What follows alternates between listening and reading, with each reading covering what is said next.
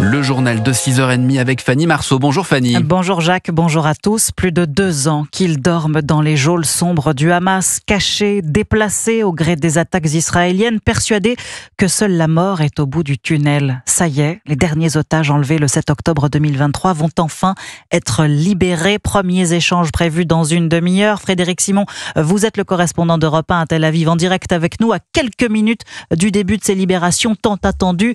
Tout le monde retient son souffle en Israël.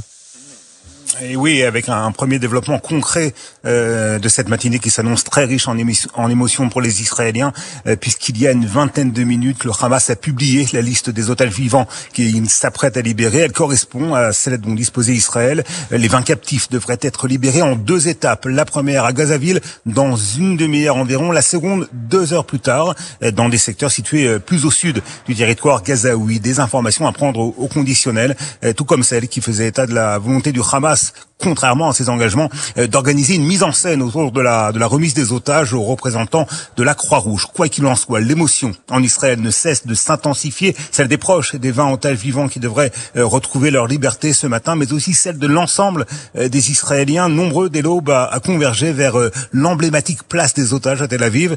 D'autres ont fait le déplacement jusqu'aux abords de la base militaire de Re'im, à proximité de la bande de Gaza. C'est le premier endroit en territoire israélien qui accueillera les anciens captifs. Ils y subiront des premiers examens médicaux et surtout, ils y retrouveront leurs proches. Par la suite, ils seront héliportés vers l'un des 3 hôpitaux israéliens spécialement aménagés pour un suivi médical et psychologique. Le Hamas s'est également engagé à restituer les corps des 28 otages morts en détention, un processus qui pourrait prendre plusieurs jours. Merci Frédéric Simon en direct de Tel Aviv pour Europe 1.